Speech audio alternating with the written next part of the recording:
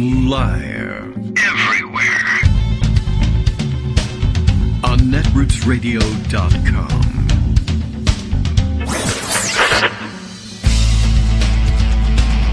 David Waldman.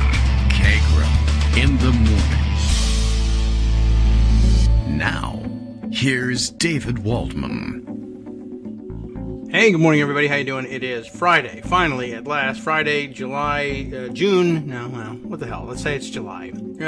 Year's over. Goodbye, everybody. It's 2025. All right, it is 25-something. Anyway, 25 June, the way they write the dates anyway, in British newspapers. But June 25th, 2021, time for yet another show.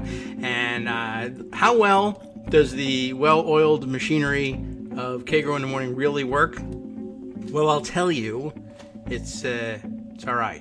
How's that? No, I got the morning tweet here from Bill in Portland, Maine, and I was all set to read it, and I was getting ready to retweet it and get ready to read it, and I noticed, I'm looking in my KITM hashtag column on TweetDeck, and I see it right up at the top here, and I'm all set to retweet it, or hit the button to retweet it, and I see there's already a retweet of this thing, and I said, this must be yesterday's tweet, still sitting at the top of that column for whatever, although usually there's, a good 5-6 things that'll displace it during the course of a show, but I thought that must be what the case was, and then I thought, all right, well, I guess maybe I don't retweet this one because I've already done this one. Oh, no, wait a second. No, this is a new one. And it was the mighty OCD had already jumped in and retweeted the morning tweet and threw me off my game, if that was really even a game. Does that really count as game? That's not much of a game. Okay. Well, anyway, that's what's going on in the headquarters this morning. And that's it. That's all the news there is. Here's the tweet, just so you know. For, posterity's sake, right? The Kagro in the Morning radio show is live now. This is all true so far. I'm fact-checking them as we go along. Thanks to the new bipartisan infrastructure deal, Kagro X is broadcasting from a new suspension bridge. I knew it was windy in here. Connecting his fridge to his microwave. It even has a flag on top, and it stays there. It's good luck charm for construction. And we're going to put an extra 6 or 7 of them on our lapels as well, just so everyone can tell that we are patriotic and pass all the right tests. Plenty to go on this morning.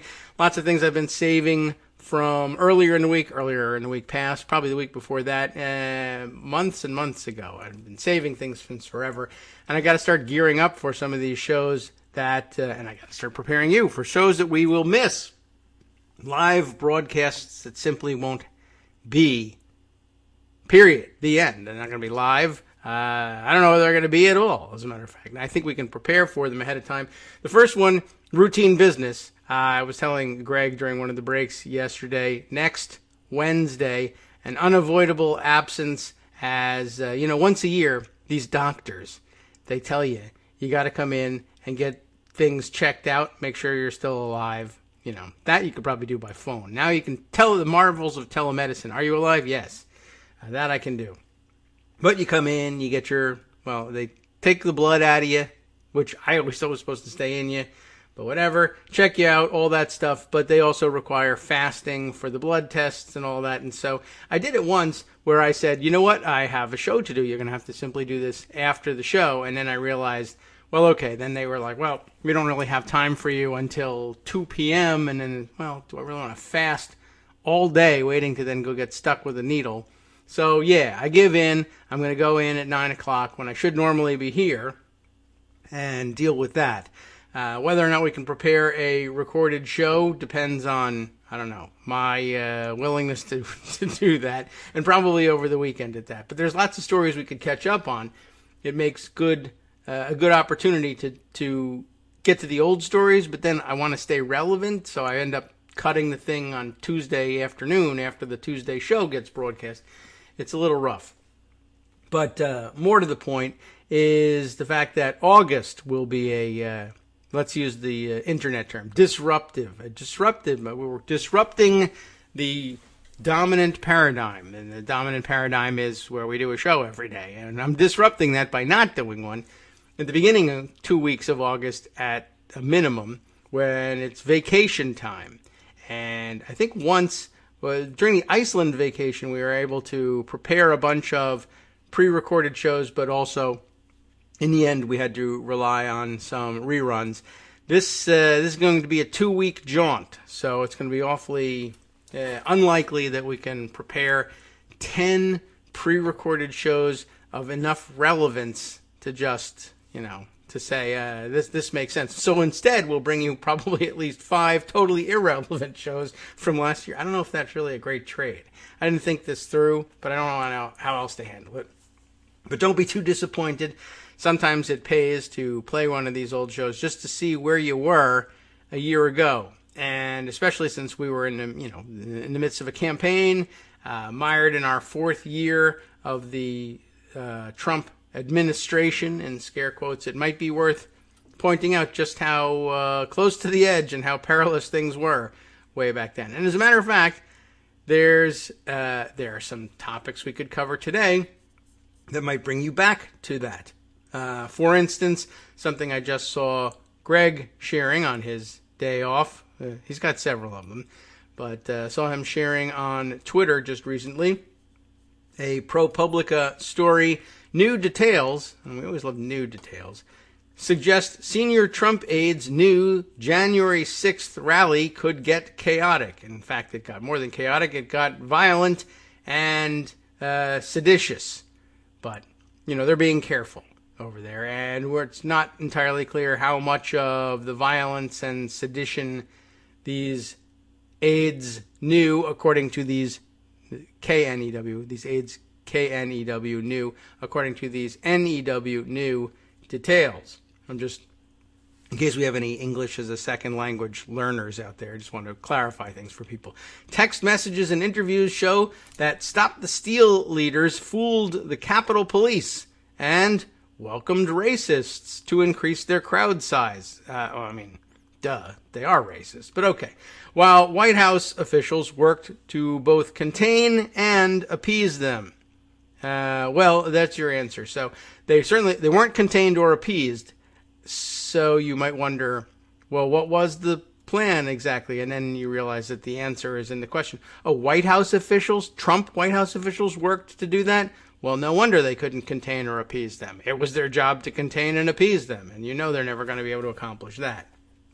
Let's dive in, because it's huge and long, and maybe we can do right by everyone by actually getting through the story if we're careful. On December 19th, President Donald Trump blasted out a tweet to his 88 million followers, inviting supporters to Washington for a, quote, wild protest. Earlier that week, one of his senior advisors had released a 36-page report alleging significant evidence of election fraud that could reverse Joe Biden's victory. A great report, Trump wrote. Statistically impossible. Or I guess that he would say statistically impossible to have lost the 2020 election. Big protest in D.C. on January 6th. Be there. Will be wild. I know we've heard that one before. The tweet worked like a starter's pistol. Ooh, a gun metaphor. That's great. With 2 pro-Trump factions competing to take control of the big protest. On one side stood Women for America First. Interesting name. Led by Amy Kramer, I guess, Kremer, a Republican operative who helped found the Tea Party movement. And they're back in force, making noise at all of our school board meetings. Perhaps we can revisit that a little bit later today. The group initially wanted to hold a kind of extended oral argument with multiple speakers making their case for how the election had been stolen. On the other hand, there was Stop the Steal, a new, more radical group that had recruited avowed racists to swell its ranks and wanted the president to share the podium with Alex Jones, the radio host banned from the world's major social media platforms for hate speech, misinformation, and glorifying violence. Sounds like a good idea. Stop the Steal organizers say their plan was to march on the Capitol and demand that lawmakers give Trump a second term. I think they won in the end, in terms of controlling the direction of the event. ProPublica has obtained new details about the Trump White House's knowledge of the gathering storm after interviewing more than 50 people involved in the events of January 6th and reviewing months of private correspondence. Taken together, these accounts suggest that senior Trump aides had been warned the January 6th events could turn chaotic, with tens of thousands of people potentially overwhelming ill-prepared law enforcement officials. Rather than trying to halt the march, Trump and his allies accommodated its leaders, according to text messages and interviews with Republican operatives and officials. Katrina Pearson, remember that nut? A former Trump campaign official, also a former Tea Party organizer and grifter, the former Trump campaign official assigned by the White House to take charge of rally planning, helped arrange a deal where those organizers deemed too extreme to speak at the Ellipse could do so on the night of January 5th. That event ended up including incendiary speeches from Jones and Ali Alexander, the leader of Stop the Steal, who fired up his followers with a chant of victory or death. And they didn't get victory, but they did get a little bit of death. And I guess they were hoping for much more. By the way, I think he's one of the organizers most famously on the lam since then, in hiding, running from a fugitive from justice, you could legitimately say. The record of what White House officials knew about January 6th and when they knew it remains incomplete. Key officials, including White House Chief of Staff Mark Meadows, declined to be interviewed for the story. I would, if I were his lawyer, tell him to decline as well. The second impeachment of President Trump focuses mostly on his public statements, including his January 6th exhortation that the crowd march on the Capitol and, quote, fight like hell. Trump was acquitted by the Senate, and his lawyers insisted that the attack on the Capitol was both regrettable and unforeseeable. Rally organizers interviewed by ProPublica said that they did not expect January 6th to culminate with the violent sacking of the Capitol, but it did. But they acknowledged they were worried about plans by Stop the Steal to organize an unpermitted march that would reach the steps of the building as Congress gathered to certify the election results. We don't know what's going to happen, but we are a little concerned that their plan is to march over there without a permit. Remember all the racists and violent people we had invited? Yeah. So they're going to go over there, and they say their aim is to stop the electoral vote count, and I assume they'll do that by tweeting from outside the building, but very harshly. Yeah, I don't think that was anybody's plan. One of the Women for America First organizers told ProPublica let me just repeat that. The Women for America First organizers, well, among them, he and his group, felt they needed to urgently warn the White House of the possible danger. And probably they should have warned them and say, yeah, this whole group about Women for America First is engineered and run by men, but you probably would have guessed that because it's a Republican group. A last-minute march, the organizer said, without a permit, without all the Metro police that'd usually be there to fortify the perimeter, felt unsafe. Dustin Stockton said in a recent interview, and he was right. And these people aren't there for we'll just quote them the best we can here. And these people aren't there for a effing flower contest, added Jennifer Lynn Lawrence, Stockton's fiance and co-organizer. I'm glad he promoted her to co-organizer of Women for America First. They're there because they're angry. That's true. I pause a little bit, not only, of course, because it's interesting here that in Women for America First, one, co-organized by a man. Two, the woman that helps co-organize is the fiance, and I guess, why not? It's a close partner, etc. And the only one cursing, though, is the woman, so I guess good for you. But also interesting, I would never think to say, well, these violent people, they're not going to stay peaceful because what do you think? They're here for a effing, I would probably never follow that up with flower contest. What's a flower contest? They're not here for a effing flower contest. They're not here for a effing Dorito cook-off. What? I don't know. And I screwed that up even because, at least Doritos is food. A flower contest? Like a flower show? Yeah, it's a contest. Flower contest. All right. whatever. They're not here for a, football exhibition competition. Game? Yes, game. Right. What do Americans say about the flower contest? Okay. Just pointing that out. Stockton said he and Kramer initially took their concerns to Pearson. Well, that's crazy. She's stupid. She's never going to be able to help you. Feeling that they weren't gaining enough traction, Stockton said he and Kramer agreed to call Meadows directly.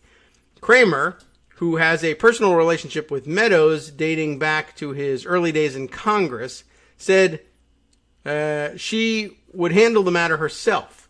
Soon after, Kramer told Stockton, quote, the White House would take care of it, which he interpreted to mean she had contacted top officials about the march.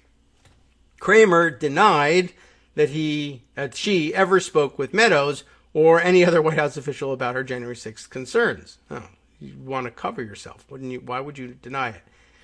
Also, no one on my team was talking to them that I was aware of, she said in an email to ProPublica.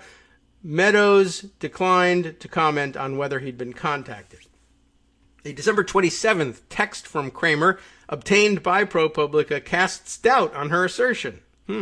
Written at a time when her group was pressing to control the upcoming January 6th rally, it refers to Alexander and Cindy Chafin, an activist who worked closely with Alex Jones. Which one? Alex Chafin or Cindy Chafin? An activist team that worked? I don't know. The White House and Team Trump are aware of the situation with Ali and Cindy. Okay, so Cindy's the tough one here. Good. So the White House and Team Trump are aware of these two. Kramer wrote, I need to be the one to handle both. That was a dumb idea. Kramer did not answer questions from ProPublica about the text. So far, congressional and law enforcement reconstructions of January 6th. And by the way, can I just emphasize the need for reconstruction? That would be a great idea right about now. Not this kind, but wink, wink, nudge, nudge, you know what I mean. So far, congressional and law enforcement reconstructions of January 6th have established failures of preparedness and intelligence sharing by the U.S. Capitol Police, the FBI, and the Pentagon, which is responsible for deploying the D.C. National Guard. But those reports have not addressed the role of White House officials in the unfolding events and whether officials took appropriate action before or during the rally. Legislation that would have authorized an independent commission to investigate further was quashed by Senate Republicans. Yesterday, House Speaker Nancy Pelosi announced, oh yes, good, this loops in another story. You remember we heard, oh yes, we're going to have a special committee, a select committee in the House, and then, wait a minute, no, I never said that. You've jumped the gun. I never said we were going to do that. That is a false report. And now today, or yesterday really, we're back to, all right, it was just a matter of timing. Yes, we are going to have that. And here, this loops that in. Yesterday, House Speaker Nancy Pelosi announced that she would create a select committee to investigate January 6th that would not require Republican support. Fine. It's not certain whether Meadows and other aides would be willing to testify. Internal White House dealings have historically been subject to claims of executive privilege by both Democratic and Republican administrations. That, by the way, sets up the possibility that Merrick Garland's Department of Justice might advise the Biden White House, which holds the executive privilege at this point. I mean, Trump can't presumably directly invoke executive privilege when he's no longer the chief executive, but sometimes the successor administration will invoke it in place of the prior administration with the notion that this is something akin to a professional courtesy, but really about preserving the prerogatives of the presidency for yourself and for your successors, and usually done in the hope that that is a tradition that will continue and that the next president will likewise protect the interests of the presidency by protecting the Biden administration. Although I have yet to see, I think, generally speaking, Republican administrations invoke the privilege in favor of previous Democratic administrations in a high-profile case. But then again, they've rarely been asked to because, for the most part, it's the Republicans doing things that require this sort of cover-up. to be honest, at least of late, anyhow. Let's see. So where were we here? Our reporting, that is ProPublica's, raises new questions that will not be answered unless Trump insiders tell the story of that day. It remains unclear, for example, precisely what Meadows and other White House officials learned of safety concerns about the march and whether they took those reports seriously. I, of course, have the related question of why are we not asking about why there was no additional security implemented in any noticeable way on January 6th at the White House, because that's an important question. There was an insurrection 2 miles down the road that threatened the lives of the Vice President, Speaker of the House, and Senate President pro tem, the second, third, and fourth in line to the presidency, such that they were evacuated by the Secret Service under threat of death, and no calls to the White House to say that that was happening, and no reaction at the White House in terms of moving the guy to the bunker, the former guy, to the bunker, or adding any extra security. They moved him to the bunker during the Black Lives Matter protest previous June, but nothing now. And that's, of course, everyone speculates because he was in control of the insurrection and knew that it wouldn't be coming for him. It was his people at the Capitol pulling this stunt, and he was unlikely to consider himself to be in danger from them. And so therefore, White House pool reporters noted no exceptional activity whatsoever. Calm at the White House. Busy but calm in the middle of an armed insurrection at the Capitol. The former president has a well-established pattern of bolstering far-right groups while he and his aides attempt to maintain some distance. Following the 2017 Unite the Right rally in Charlottesville, Virginia, Trump at first appeared to tacitly support torch-bearing white supremacists, later backing off. But actually, if we're speaking of appearances, it was really the appearance of backing off more than anything else. And in one presidential debate, he appeared to offer encouragement to the Proud Boys, a group of street brawlers who claimed to protect Trump supporters, his statement triggering a dramatic spike in their recruitment. Trump later disavowed his support, but again, he really didn't. ProPublica has learned that White House officials worked behind the scenes to prevent the leaders of the march from appearing on stage and embarrassing the president. But Trump then undid those efforts with his speech, urging the crowd to join the March on the Capitol, organized by the very people who had been blocked from speaking. And if you don't fight like hell, you're not going to have a country anymore, he said. You remember all of that. Next section here. On November 5th, as Joe Biden began to emerge as the likely winner of the 2020 presidential election, it's November 5th here, a far-right provocateur named Ali Alexander assembled a loose collection of right-wing activists to help Trump maintain the presidency, to which he was not entitled. Alexander approached the cause of overturning the election with an almost messianic fervor, always the hallmark of a stable guy. In private text messages, he obsessed over gaining attention from Trump and strategized about how to draw large, angry crowds in support of him. On November 7th, the group held simultaneous protests in all 50 states. 7 days later, its members traveled to Washington for the Million MAGA March, which drew tens of thousands, which ordinarily is a large crowd. But when you call it the Million MAGA March, it's just setting yourself up for disappointment. The event is now considered by many to be a precursor of January 6th. Alexander united them under the battle cry, "Stop the Steal," a phrase originally coined by former Trump advisor Roger Stone, whom Alexander has called a friend. Parenthetically, they add here, Stone launched a short-lived organization of the same name in 2016, when they didn't turn out to need it. But you can see this was always the plan. If they didn't win the election, whether it was 2016 or 2020, or 21 for that matter. What was that voice crack? That hasn't happened in about 40 years, but okay. Basically, the plan is always, well, if we don't win, we can always resort to violence. Great. Good to know.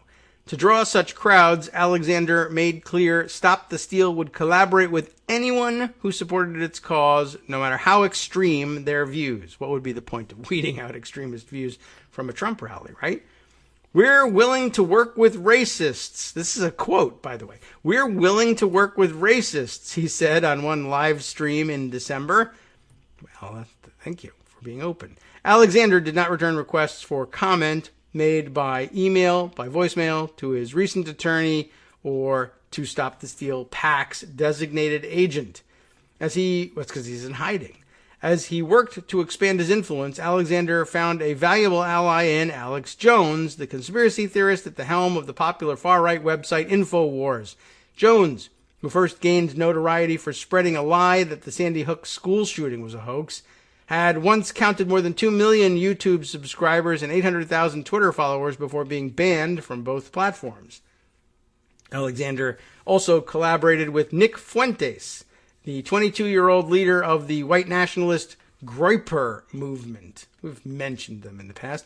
30% of that crowd was Alex Jones's crowd, Alexander said on another live stream, referring to the Million MAGA march on November 14th. And there were thousands and thousands of Groypers, America First young white men. Even if you thought these were bad people, why can't bad people do good tasks? Why can't bad people fight for their country? And it's because they have the wrong idea of what their country is about and what it needs, and they're dangerous, and you stay away from them because they're bad people.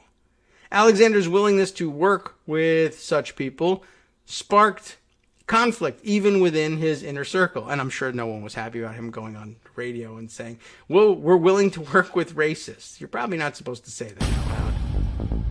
Is Nick Fuentes now a prominent figure in Stop the Steal? Asked Brandon Straka, an openly gay conservative activist, problem there, in a November text message obtained exclusively by ProPublica. I find him disgusting, Straka said, pointing to Fuentes' vehemently anti-LGBT views. Okay, well, we've got that and much more to follow up with in this story, and tying it to a number of others. It's going to be a big day for this. Hi, it's me, David Waldman, your host for K-Grow in the Morning. I have good news to report. Many more listeners like you are making critical contributions that keep our show on the air. Makes good sense, of course, and patreon.com, Patreon.com, makes it simple. Now you can make easy, secure, recurring monthly contributions to support our show. Patreon.com/KGrowX gets you straight to our donation page. Maybe you'd like to thank us for helping keep you sane during the Trump era. Maybe you're looking forward to in-depth explanations of what's going on in the Biden administration. Whatever it is that keeps you listening, we need your help to keep bringing it to you. And hey, if you happen to prefer using PayPal or even the Square Cash app, we're up and running with those options too. Thanks again, everyone, for all of your support. We literally could not do this without you.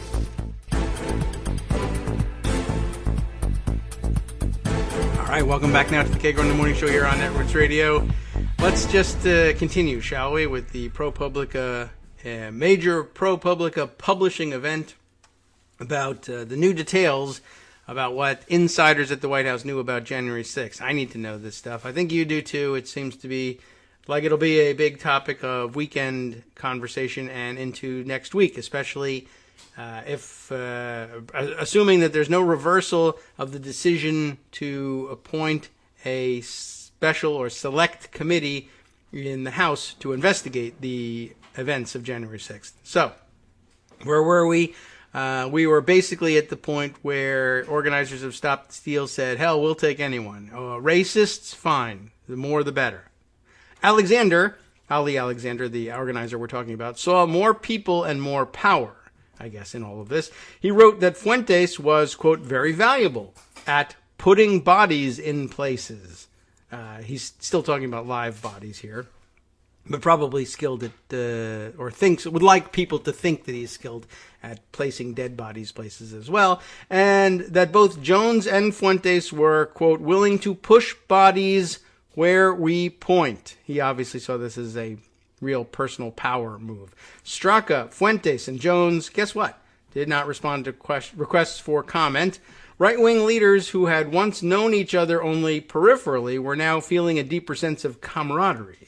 In an interview, Proud Boys leader Enrique Tarrio described how he felt as he walked alongside Jones through the crowds assembled in Washington on November 14th after Jones had asked the Proud Boys to act as his informal bodyguards. And they need a lot of them. He's got a large body. That was the moment we really united everybody under one banner, he said, that everyone thought, he, of course, doesn't hesitate to use the wording, but F you, this is what we can do. According to Tario, the Proud Boys nearly tripled in numbers around this time, bringing in over 20,000 new members.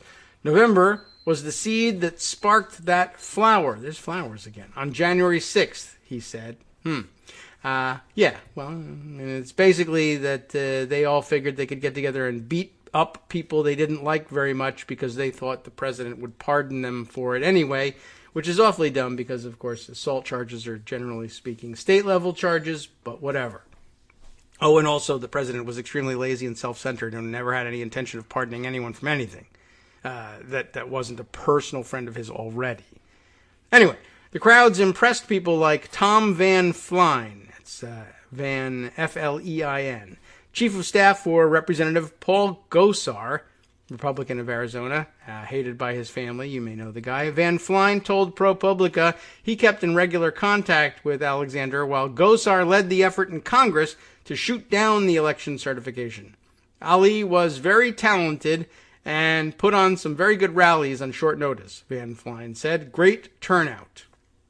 But as January 6th drew nearer, the Capitol Police became increasingly concerned by the disparate elements that formed the rank and file of the organization.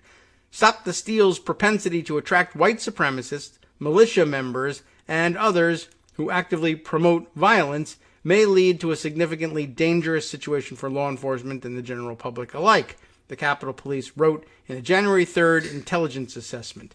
And I might as well comment at this point, since they're running photos illustrating this ProPublica piece along with all the text I'm reading you. Ali Alexander, Nick Fuentes, Enrique Tario, all are visibly, let's say, darker than you might think of when you're thinking about bringing together a network of white supremacists. But that doesn't get in the way of their organizing for white supremacy either, and doing so openly. I don't know whether it's a case of, what the hell's the difference? Who cares about logic? I don't know if it's these leopards won't eat my face if I organize this thing for them. I don't know if it's a case of white supremacy being espoused just for convenience sake to bring in more bodies and participants, and they didn't give any thought to the question of whether, or they never intended to appear before the group anyway, or whether their white supremacy or their adherence to it is questionable from whatever direction. It's just an interesting thing to note for the record. And I'm sure that's something that they would throw out there in their defense if they were ever brought to justice. How could I be a white supremacist? And it might even work. Anyway, where were we here? Yes, yet the police force, for all of its concern, we note here that the January 3rd intelligence assessment says they were kind of getting the idea that this could be problematic. And yet, for all its concern, they wound up effectively blindsided by what happened on January 6th. An intelligence report from that day obtained by ProPublica shows that the Capitol Police expected a handful of rallies on Capitol grounds, the largest of which would be hosted by a group called One Nation Under God. Where'd they get that from? Law enforcement anticipated between 50 and 500 people at the gathering, assigning it the lowest possible threat score and predicting a 1 to 5% chance of arrests. The police gave much higher threat scores to two small anti-Trump demonstrations planned elsewhere in the city. However, One Nation Under God was a fake name used to trick the Capitol Police into giving Stop the Steal a permit, according to Stop the Steal organizer Kimberly Fletcher. Like, how do you find that out? Well, we just told her. Fletcher is president of Moms for America, a grassroots organization founded to combat, quote, radical feminism. And it's interesting. This all, by the way, I mean, yes, I will acknowledge that there's also another story out there in wide circulation this morning and much talked about in the New York Times, mostly about the Project Veritas related, what shall we call it, infiltrators into Democratic organizations out in the states, under the title you may have seen of, "They seemed like Democratic activists. They were secretly conservative spies." I just find that interesting. A lot of people talking about that. Possibly we can turn to that later on. Who knows what kind of time we're going to have left after reading through this thing. But it's just an interesting parallel that both of these organizations, so reliant on essentially just lying to local authorities, like to get the permit, you just say, "Oh, we're a small group called One Nation Under God." Actually, we're Stop the Steal. But if we did that, you would recognize us and you wouldn't give us the permit. Just like over here in ProPublica, their thing I was commenting today, they are always about undercover sting operations, trying to uncover the evil that the Democrats are secretly doing. And of course, their name, Project Veritas, like, "Oh, we're only after the truth. We're about truth and transparency." What's your plan, by the way, for bringing truth and transparency to politics? Well, our plan is lying and hiding. Lying and hiding for truth and transparency. Okay, very good. Let's just continue on, shall we? All right, just pointing that out. It was no surprise to you. Just seemed like a good point to make alongside the rest of this. So where were we? Yes, One Nation Under God tricks the Capitol Police into giving Stop the Steal a permit. Everybody was using different names because they didn't want us to be there, Fletcher said, adding that Alexander and his allies experimented with a variety of aliases to secure permits for the east front of the Capitol. Laughing, Fletcher recalled how the police reportedly called her, trying to find out who was who. That's so funny. Haha. Back the blue.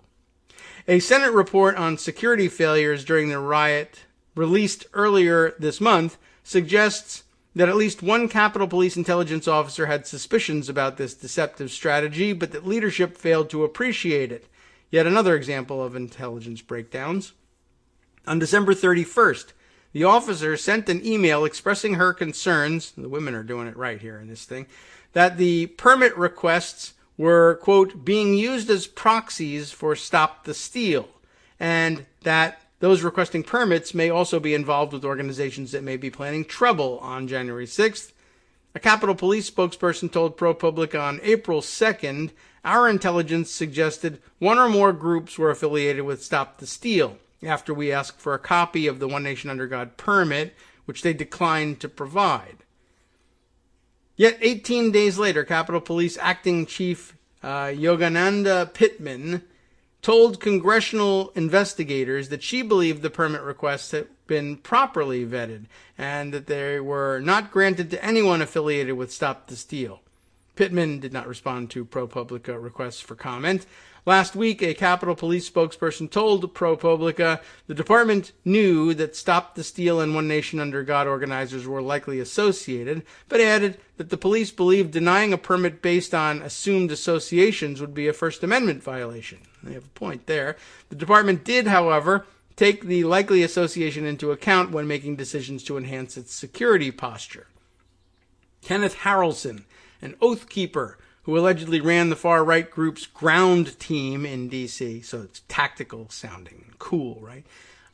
Went to Washington to provide security for Alexander, according to Harrelson's wife. Harrelson has pleaded not guilty to felony charges in connection with the riot and is one of the oath keepers at the center of a major Department of Justice conspiracy case. Harrelson's wife, Angel Harrison, said in an interview with ProPublica that her husband was excited to visit Washington for the first time, especially to provide security for an important person, but that he lost Alexander in the chaos, and that the chaos that consumed the Capitol, and decided to join the crowd inside. A dedicated bodyguard there. He lost his charge and said, well, I might as well go commit some crimes inside the Capitol. All right. Well, he's no angel, even if his wife says that's what her name is. Next up, historic day. As the movement hurtled toward January 6th, it's really hurtled, yes, right? They said it, they spelled it right. I pronounced it wrong. No, I've been watching the U.S. track and field trials on TV, but okay. As the movement hurtled toward January 6th, what started as a loosely united coalition quickly splintered dividing into two competing groups that vied for power and credit. On one side, Alexander and Jones had emerged as a new, more extreme element within the Republican grassroots ecosystem. Their chief opposition was the organization Women for America First, helmed by Kramer and other veterans of the Tea Party movement, itself once viewed as the Republican fringe. That's funny, they've been replaced. But again, same political dynamics over and over again as we were discussing yesterday in the Democratic side of things, same dynamics here in the Republican side. Okay, Kramer was an early backer of Trump, and her Tea Party work helped get Mark Meadows elected to the House of Representatives in 2012. The schism was rooted in an ideological dispute. Kramer felt Alexander's agenda and tactics were too extreme. Alexander wanted to distinguish Stop the Steal by being more directly confrontational than Kramer's group and their Tea Party. "Our movement is masculine in nature," he said in a live stream. Wow, that's rough and tough. Trump promoted both groups' events online at various times. Stop the Steal, through its alias, One Nation Under God, obtained a Capitol Police permit to rally on Capitol grounds, while Kramer and Women for America First controlled the National Park Service permit for a large gathering on the White House Ellipse. Alexander and Jones wanted to speak at the Ellipse rally, but Kramer was opposed. The provocateurs found a powerful ally in Caroline Wren, an elite Republican fundraiser with connections to the Trump family, particularly Donald Trump Jr. and his partner, Kimberly Guilfoyle. Wren, I think, by the way, before I go on with this, I think is now currently like one of the chief spokespeople for the now, banned from social media, Donald Trump.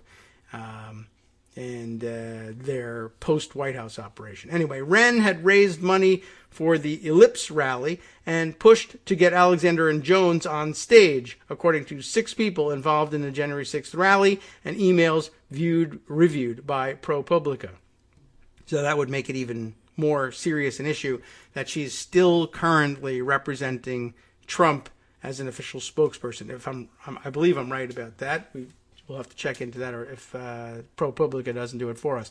Pearson, the Trump campaign official, had initially been asked by Wren to help mediate the conflict, but Pearson shared Kramer's concern that Jones and Alexander were too unpredictable. Oh my God, she's the smart person in this. Pearson and Wren declined to comment.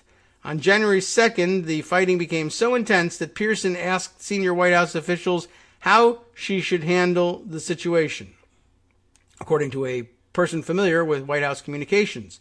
The officials agreed that Alexander and Jones should not be on the stage and told Pearson to take charge of the event. Meanwhile, they're in a do not congratulate situation with the president himself. No, keep these guys off the stage. It'll be an embarrassment to the president. And then Trump gets up there and says, "Alex Jones, Alexander, I love you guys. You're the best." The next morning, Trump announced to the world that he would attend the rally at the Ellipse. "I will be there. Historic day," he tweeted. This came as a surprise to both rally organizers and White House staff, each of whom told ProPublica they hadn't been informed that he intended to speak at the rally, and I'm sure they wanted him not to. The same day, a website went live promoting a march on January 6th. It instructed demonstrators to meet at the Ellipse, then march to the Capitol at 1 p.m., to, quote, "let the establishment know we will fight back against this fraudulent election. The fate of our nation depends on it." Alexander and his allies fired off these instructions across social media, while Kramer and her group had held legally permitted marches at previous D.C. rallies and promoted all their events with the hashtag March for Trump. This time, their permit specifically barred them from holding an organized march. Rally organizers were concerned that violating their permit would create legal liability for themselves and pose significant danger to the public, said Stockton, a political consultant with Tea Party roots who spent weeks with Kramer as they held rallies across the country in support of the president. I guess here you might note, maybe you're just not the right claimants to the Tea Party mantle if you're worried about, legal liability and getting everything permitted. I mean, the Boston Tea Party probably had no permit, maybe, but just as well.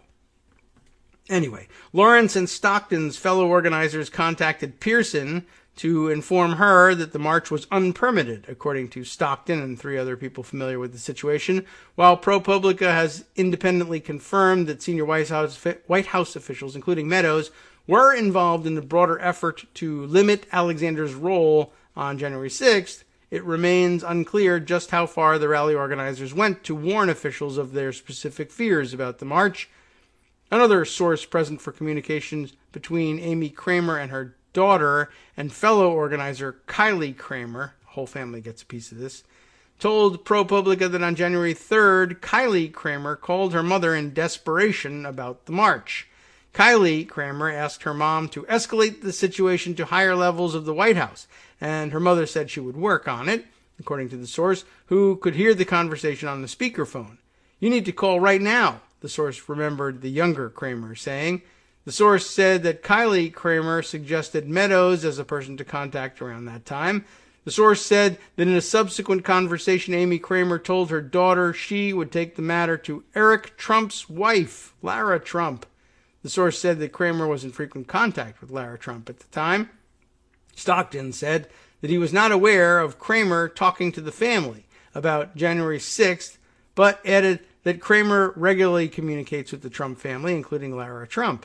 He also said that Kramer gave him the distinct impression that she had contacted Meadows about the march. Through his advisor, Ben Williamson, Meadows declined to comment on whether the organizers contacted him through the march, regarding the march. Lara Trump, who spoke at the Ellipse on January 6th, did not immediately respond to a voicemail and text message asking for comment or to an inquiry left on her website. Eric Trump did not immediately respond to an emailed request for comment. Kramer did not answer questions from ProPublica about communications with Lara Trump. Donald Trump's press office did not immediately respond to a request for comment either.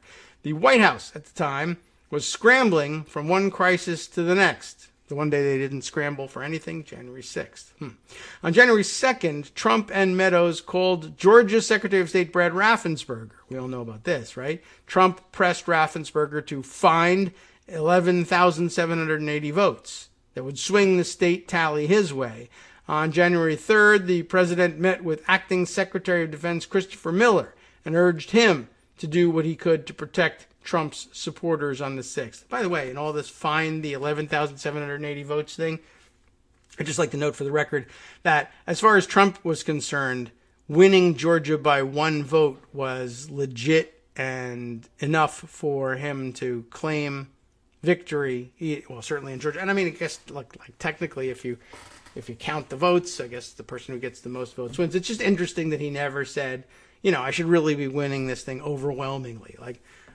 And I guess that was probably, I'm sure he would much rather have said, well, if you can find it, if you're going to quote unquote find something, find 100,000 votes. But I guess he was trying to minimize the ask from Raffensperger. I'm not asking you for much. I'm not asking you for 100,000 votes. I'm only asking for 11,780. But it's interesting. Don't you think it would be even more suspicious if he suddenly won by 1 vote when he was claiming to have won overwhelmingly and everybody knew it? I'm just curious, just a thought. Anyway, meanwhile, in all of this, Wren, the Republican fundraiser, was continuing to advocate for Jones and Alexander to play a prominent role at the Ellipse rally, according to emails and multiple sources.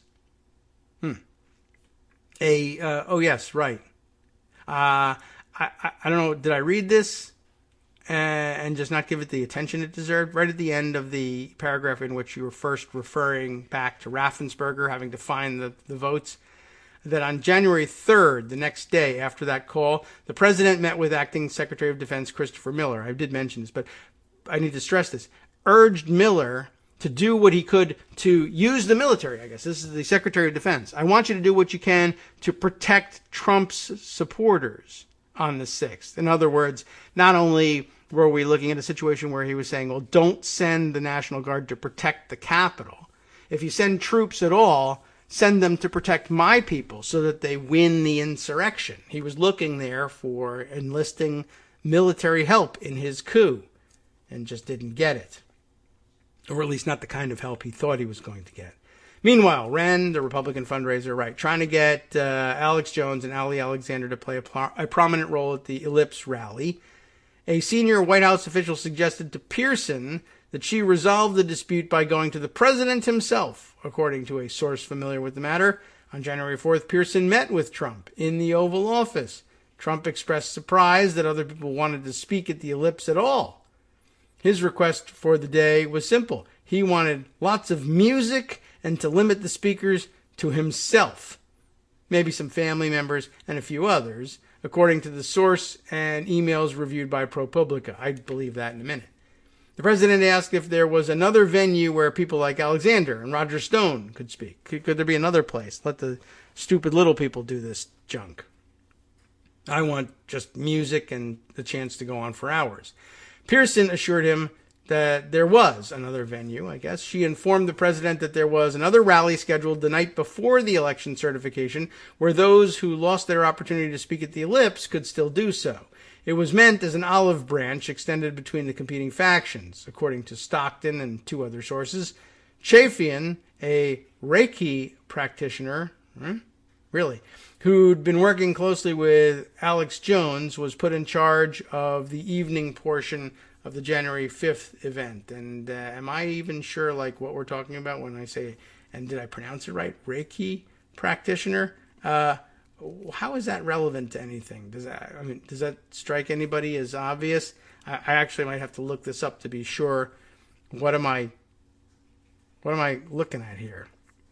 A healing technique based on the principle that the therapist can channel energy into the patient by means of touch to activate the natural healing process of the patient's body and restore physical and emotional well-being. Seems a little lefty, quite honestly, for somebody like this, and also kind of irrelevant. It's just, I don't know, odd, maybe just a surprising element to us. All right, the speakers for January 5th then included Jones, Alexander, Stone, Michael Flynn, and 3%er militia member Jeremy Liggett, who wore a flak jacket and led a F Antifa chant. Very exciting material he prepared for that. Liggett is now, by the way, running for Congress, and don't put it past them to put him in there, given that there are already QAnon assassins in the building as it stands. Chafian had invited Proud Boys leader Tarrio to speak as well, but Tarrio was arrested the day before on charges that he had brought prohibited gun magazines to Washington and burned a Black Lives Matter banner stolen from a church because of what a great American he is. Tarrio told ProPublica that he did not know the flag was taken from a church and that the gun magazines were a custom engraved gift for a friend. Okay. He has pleaded not guilty to a misdemeanor charge of property destruction. The gun magazine charge is still pending as an indictment before a grand jury. Thank you, Proud Boys, Chafian shouted at the end of her speech. The Proud Boys, the Oath Keepers, the 3%ers, all of those guys keep you safe. Quite the opposite, of course, but that was the rhetoric from the stage that night. Wren, however, would not back down. On the morning of January 6th, she arrived at the Ellipse before dawn and began arranging the seats. Jones and Alexander moved toward the front. Organizers were so worried that Jones and Alexander might try to rush the stage where the president was going to be, that Pearson contacted a senior White House official to see how aggressive she should get in her efforts to contain Wren. Then, by the way, they lost the White House, left, went down to Pervalago, and hired Wren. Just saying. After discussing several options, the officials suggested she call the United States Park Police and have Wren escorted off the premises. Pearson relayed this to Kylie Kramer, who contacted the police. Officers arrived, but ultimately took no action. By 9 a.m., Trump supporters, now this is the White House people, the people sanctioned by the White House and Trump, have called the police and said, we'd like to get rid of these extremists. But I guess somebody wink, wink, nudge, nudge, and nothing happens. That's an odd development. By 9 a.m., Trump supporters had arrived in droves, nuns and bikers, men in American flag suits. I wonder whether they were real nuns. A line of Oath Keepers. Signs welcomed the crowd with the words, Save America, March. Kylie Kramer greeted them gleefully.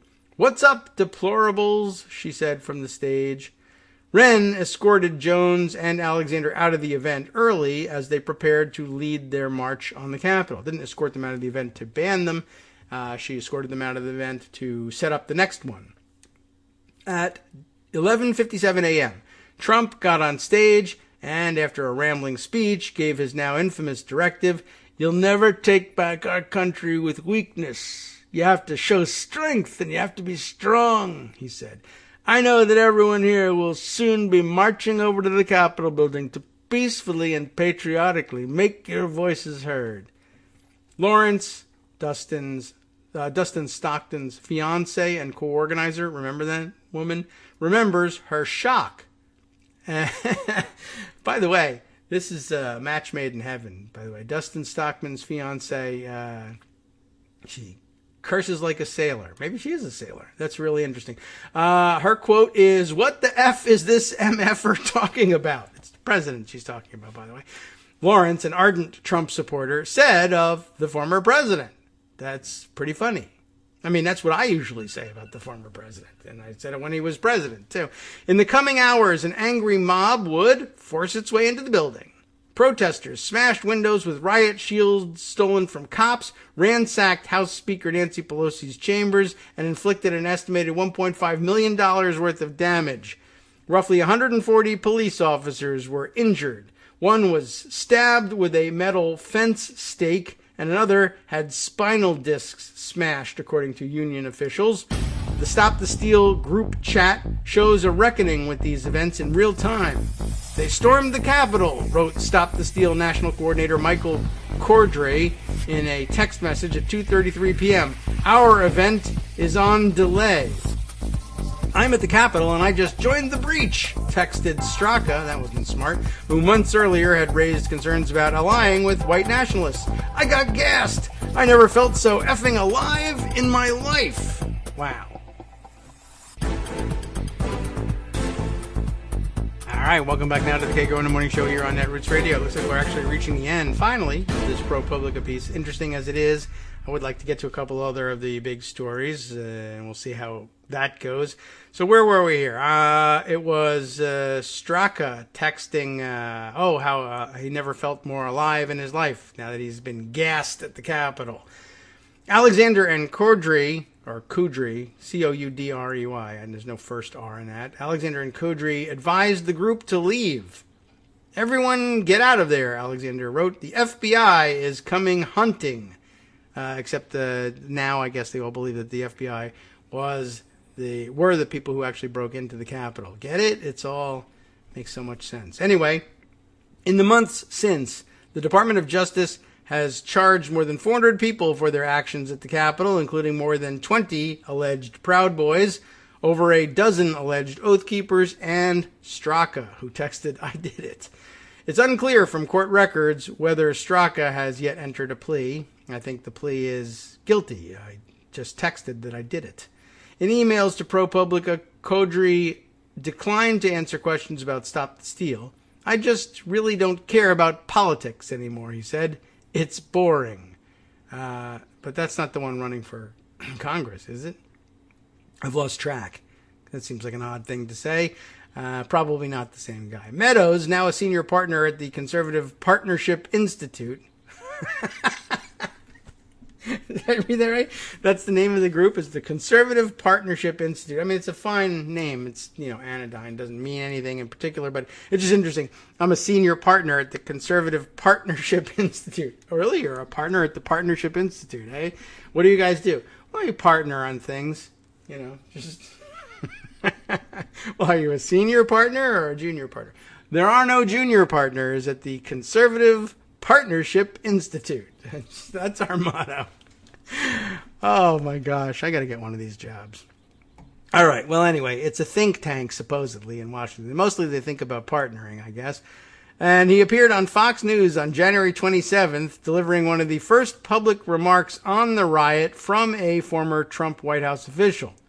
He encouraged the GOP to, quote, get on, not move on, but get on from January 6th and focus on, quote, what's important to the American people. And of course, he encourages that focus because he is criminally indictable in all of this if you actually stop and look at it.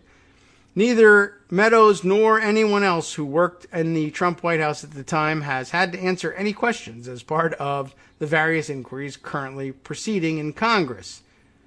Alexander has kept a low profile since January 6th. He's actually been a fugitive, I think. But in private, texts show he has encouraged his allies to prepare for, quote, civil war.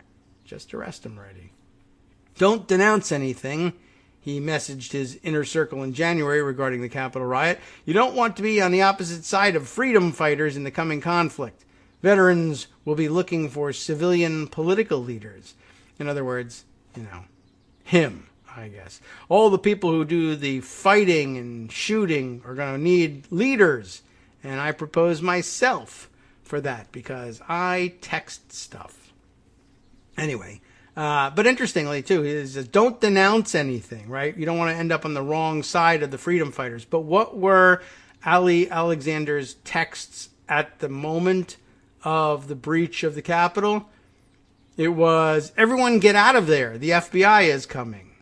And I don't know, is that like more like, well, don't get out of there because it's the right thing to do to get out of there. You shouldn't be in there in the first place. But rather, you don't want to get caught by the FBI. Even though I now pretend that I believe that the FBI was the ones who were in there. And that doesn't make any sense. But logic never, stopped any of these guys. But interesting. Don't denounce anything. You don't want a text record of your wavering on the issue. Except my text record shows me wavering on the issue. So anyway, I guess that makes him a perfect civilian political leader for this group. All right, like I said, the other major story circulating this morning is that from the New York Times, which tells a similar tale, except it doesn't really involve, it doesn't culminate in storming of the Capitol, but just another tale of political subterfuge that I guess I would say infects the entirety of the political right, except that it's not like a subsidiary or ancillary infection. It's the main political ideology. Lie about what you're doing, hide it, and if you're questioned about it, say, I'm hiding for transparency. I'm lying for truth, you see. Everyone knows that it's rough stuff, this lying and hiding, but I'm doing it for noble purposes. That's the Project Veritas motto. What's the deal here? They seemed like Democratic activists. They were secretly conservative spies. Subheader reading, operatives infiltrated progressive groups across the West to try to manipulate politics and reshape the national electoral map. They targeted moderate Republicans, too. Anyone seen as threats to hardline conservatives, i.e., they adopted the Russian agenda and tactics both, but did so in the name of America. Just as they were lying for truth and hiding for transparency, they were America firsting for Russia, I would say. I mean, I don't think the actual accusation here is that they were Russian operatives. It's just that they were using the Russian playbook. Just coincidentally, who knows where they might have picked it up from. The reporting here is by Mark Mazzetti and Adam Goldman. Again, New York Times. Dateline for this story begins with Cheyenne, Wyoming. Exactly where you would go hunting for Democrats. I guess if you're in Wyoming and you're limiting yourself to the state, where will you find the Democrats? Cheyenne's a good bet, I suppose. Anything passing for a large city in Wyoming might be your best shot. But anyway, that's the Dateline. The young couple posing in front of the faux Eiffel Tower at the Paris Hotel in Las Vegas, which isn't in Cheyenne, Wyoming, fit right in. Two people in a sea of idealistic Democrats who had arrived in the city in February of 2020 for a Democratic primary debate. Large donations to the Democratic National Committee, $10,000 each, had bought Bo Meyer and Sophia LaRocca tickets to the debate, which is problematic in its own right, but there it is. During a cocktail reception beforehand, they worked the room of party officials, rainbow donkey pins affixed to their lapels. In fact, much about them was a lie. Mr. Meyer and Ms. LaRocca were part of an undercover operation by conservatives to infiltrate progressive groups, political campaigns, and the offices of Democratic as well as moderate Republican elected officials during the 2020 election cycle. According to interviews and documents, Using large campaign donations and cover stories, the operatives aimed to gather dirt that could sabotage the reputation of people and organizations considered threats to a hard right agenda advanced by President Donald J. Trump. At the center of the scheme was an unusual cast: a former British spy connected to the security contractor Eric Prince, a wealthy heiress to the Gore-Tex fortune, and undercover operatives like Mr. Meyer and Ms. LaRocca, who used Wyoming as a base to insinuate themselves into the political fabric of this state and at least two others, Colorado and Arizona. And again, here I would say, infiltrating the Wyoming Democratic Party, probably not that challenging, which might be why they selected it, but also not that effective, because Wyoming Democratic Party isn't, really considered like a powerhouse in national politics or in Wyoming politics for the most part. Colorado, maybe. Arizona, arguably, yes, but certainly more so than Wyoming. But I don't know. That's what they did. They didn't want to travel very far. All right. In more than 24 interviews and a review of federal election records, the New York Times reconstructed more of that. Many of the operatives' interactions in Wyoming and other states, mapping out their associations and likely targets. There's not that many people in Wyoming. And spoke to people with whom they discussed details of their spying operation. Publicly available documents in Wyoming also tied Mr. Meyer and Ms. LaRocca to an address in Cody used by the former spy Richard Seddon. And I guess I remember reading some mentions earlier, prior shows, about Eric Prince working with, trying to help Project Veritas and James O'Keefe get people trained in spycraft because I guess his own training in spycraft was so stupid.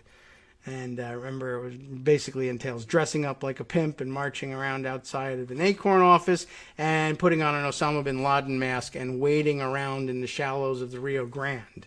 So they needed an upgrade. And I guess this is what they got. What the effort accomplished and how much information Mr. Seddon's operatives gathered is unclear. Sometimes their tactics were bumbling and amateurish, like when they decided to strike at the heart of the Democratic operation by going to Wyoming, for instance. But the operation's use of spycraft to manipulate the politics of several states over years greatly exceeds the tactics of more traditional political dirty tricks operations.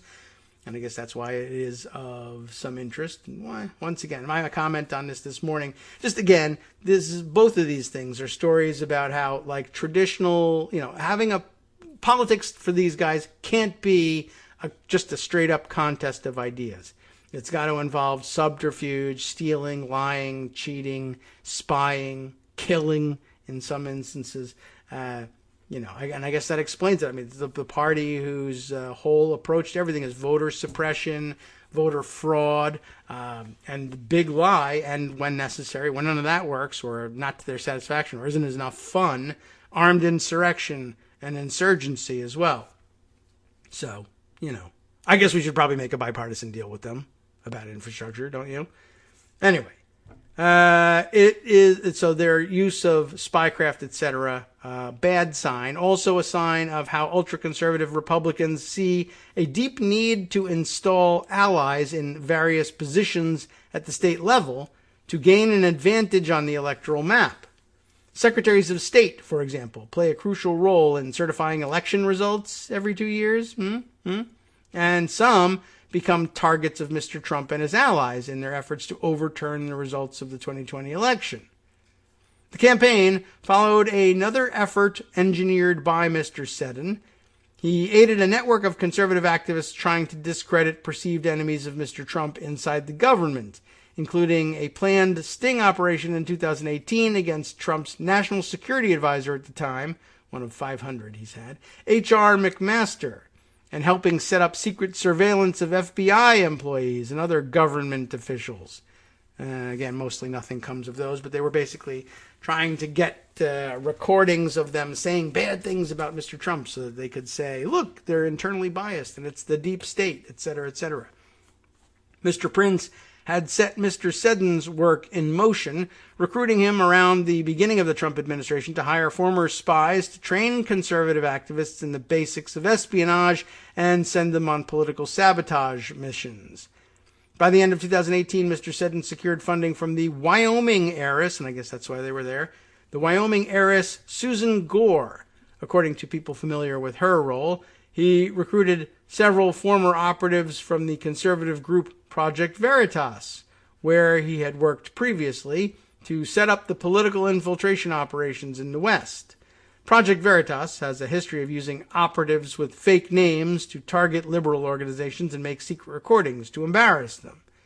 The endeavor in the West appears to have had two primary goals: penetrate local and eventually national Democratic political circles for long-term intelligence gathering, and collect dirt on moderate Republicans that could be used against them in the internecine party battles being waged by Trump and his allies. Nate Martin, the head of Better Wyoming, a progressive group that was one of the operation's targets, said he suspected that its aim was to dig up this information and you sit on it until you can really destroy somebody. Toward the first goal, operatives concocted cover stories and made large campaign contributions to gain entry into Democratic events, such as the Las Vegas debate and a Washington fundraiser attended by Democratic lawmakers. They also took aim at the administration of the Republican governor of Wyoming, Mark Gordon, whom hard-right conservatives considered far too moderate, and whose candidacy Ms. Gore had opposed in 2018. They targeted a Republican state representative, now the Wyoming Speaker of the House, because of his openness to liberalizing marijuana laws, a position Ms. Gore vigorously opposes. That's interesting because there's a significant contingent among Republican activists that surprisingly are the opposite about that. Anyway, using her Democratic cover identity, Ms. LaRocca got a job working for a consortium of wealthy liberal donors in Wyoming, the Wyoming Investor Network, or WIN, W-I-N, that had decided to back some moderate Republicans, because there aren't enough Democrats in Wyoming to back. The job gave her access to valuable information. Getting the WIN stuff is really damaging, said Chris Bell, who worked as a political consultant for the consortium. It's the entire strategy, where the money is going, what we're doing long term. Mr. Seddon, Mr. Meyer, and Ms. LaRocca did not respond to requests for comment about the operation or the campaign contributions. Cassie Craven, a lawyer for Ms. Gore, that's an interesting lawyer's name, Craven, a lawyer for Ms. Gore also did not respond to emails or a voicemail message seeking comment, nor did Ms. Gore herself. When the Times reached out to political activists and politicians who had come to know Mr. Meyer and Ms. LaRocca, informing them of the couple's true agenda, some said the news confirmed their own suspicions that the pair might not have been on the level, which means that they were great spies. Others were stunned and said they regretted any part they had played in helping them gain entree into political circles in the West. George Durazo Jr., a Colorado businessman and fundraiser who coaxed the large donations from Mr. Meyer and Ms. LaRocca and shepherded them around Las Vegas before the debate, said he was both angry and embarrassed. I wouldn't be. You got money out of them. What's your job? He had planned, he said, to take them to the Democratic National Convention in Milwaukee before the pandemic turned it into a virtual event. If they are indeed Benedict Arnold and Mata Hari, he said, I was the one who was fooled. But to what end, really?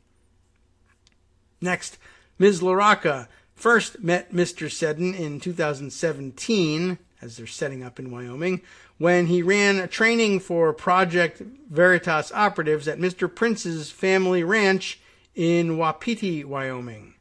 I don't know if I've pronounced that correct, but moving on, Mr. Seddon taught them how to work undercover, but not very well, build aliases and recruit sources.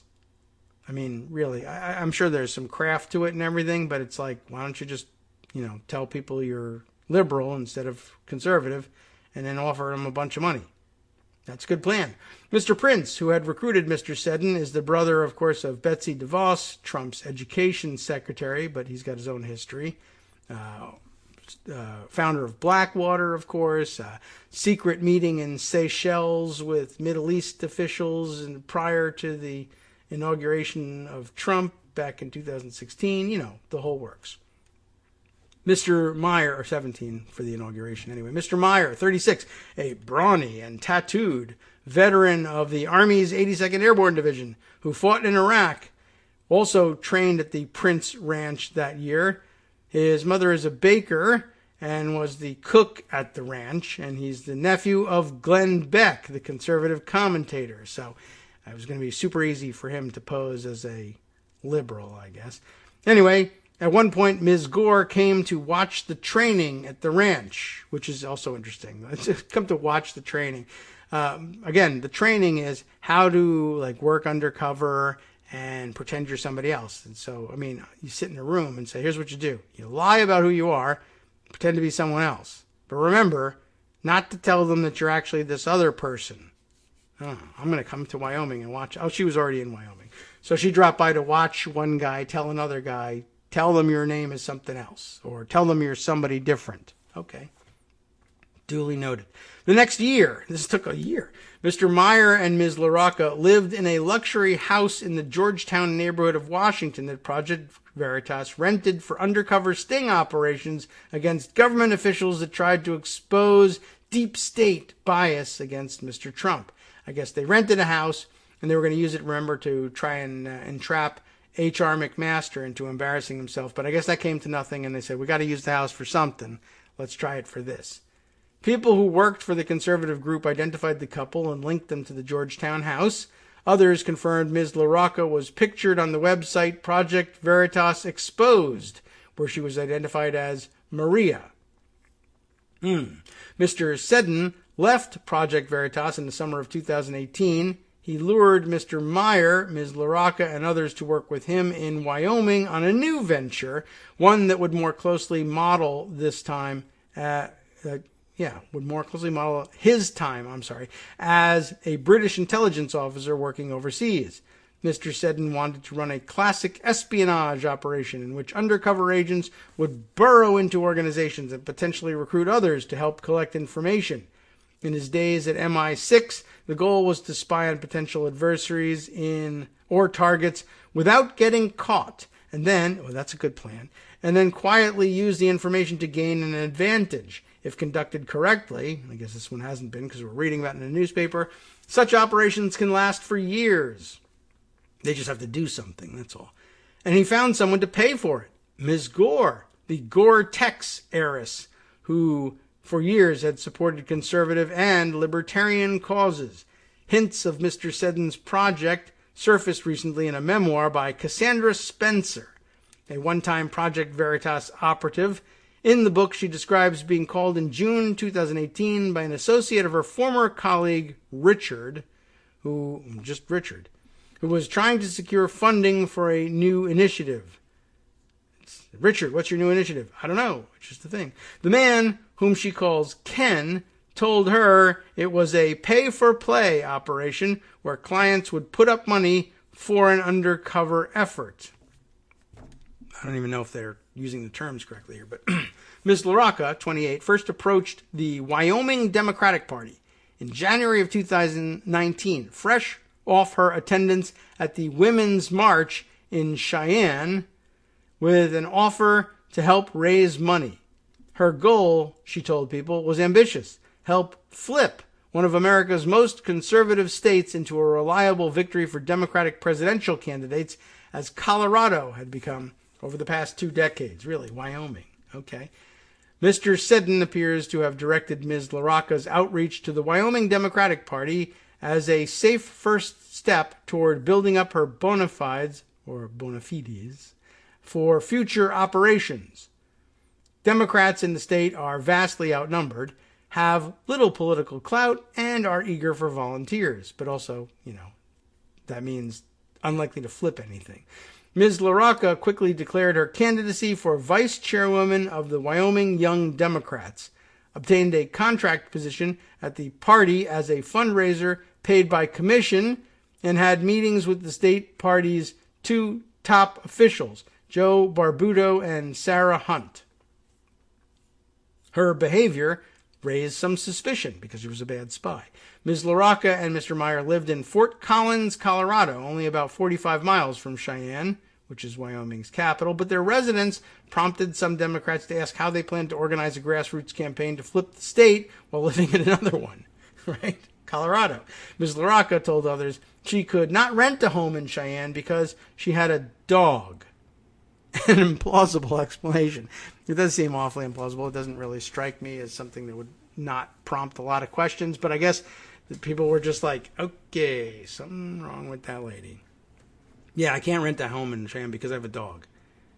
I mean, that wouldn't necessarily give you away as a conservative. It might give you away as an alien squid in a human skin, but, that just might mean you're a Mitt Romney operative. Anyway, Ms. LaRocca had also introduced herself to party officials as Cat DeBro. That seems like a great idea. She eventually told a story about why she later went by the name Sophia LaRocca. I guess is that as cover. My real name is Cat DeBro. Okay, well, how come you told us all your name was Sophia LaRocca? Is that what she's trying to say?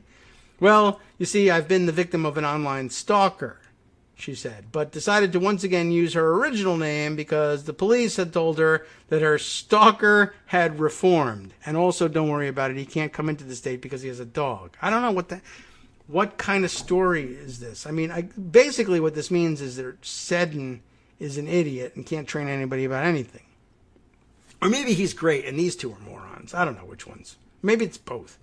Her story from the start rang very untrue, said Nina Hebert. Hebert, maybe she's Cajun. I don't know.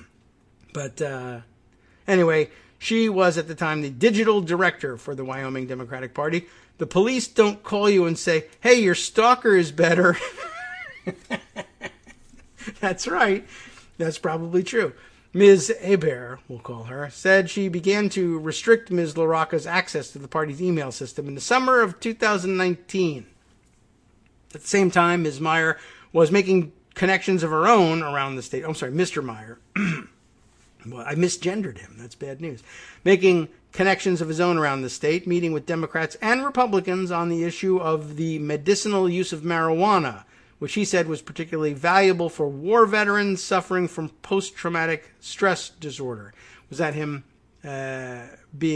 pretending to be liberal? Is that what this is? Okay.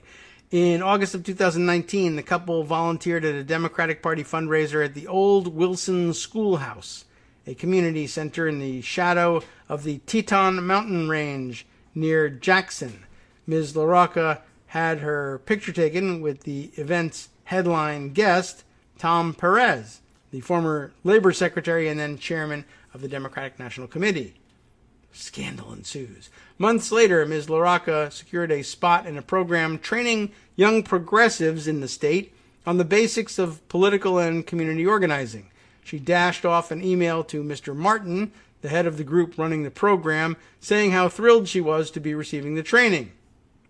That'll give you away. During the course, she paired up with Marcy Kindred, who ran unsuccessfully for a seat in the Wyoming legislature. Ms. LaRocca later gave $250 to her campaign. Ms. LaRocca used a picture they took together for her Facebook profile. Okay, and there it is. It was kind of odd that she put it on Facebook, Ms. Kindred said. We weren't really that close. Now it makes total sense. She was playing the long game, but not very well, trying to be my friend in the hopes of me getting into the legislature.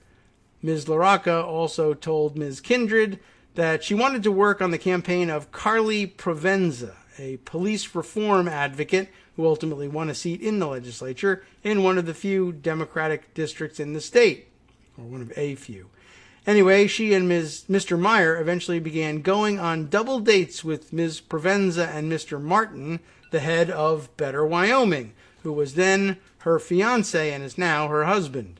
Over dinner one night at Sushi Jeju, I'm guessing, in Fort Collins, Ms. LaRocca and Mr. Meyer made a big announcement. They, too, were engaged. Ms. LaRocca flashed a large diamond ring. Mr. Meyer paid for dinner. But the relationship began taking strange turns. Months later, meeting with Ms. Provenza and Mr. Martin in Laramie, Mr. Meyer told them to turn off their phones. That won't raise any suspicions. He then proposed a plan to target Republicans, using some of his contacts who could befriend politicians and dig up dirt on them. Mr. Meyer said he had friends in military intelligence, which is cool and tactical, who could run background checks on people, and suggested that he had been on a kill squad while serving in Iraq. That might hurt you with the progressive folks. Hi everybody, it's me, David. Let's change things up from the old fundraising pitch for just a minute and talk instead about how you can be a part of our show. If you've got a smartphone or any other electronic recording device, why not sit down and record a segment for us? Read us an important article and give us your take. Read one of your own original essays, or even just give us your commentary on something you'd like to share that's important to you. Then send the file to me at kgrox@gmail.com and I'll try and work it into the show. Short segments, a few minutes in length, are easiest to fit in. And of course, I can't always guarantee that I'll be able to play everything, but if you've ever shouted at your radio or TV about something you wish was being covered, here's your chance to change that. Make the show your own. Send your submissions to me at kgrox@gmail.com.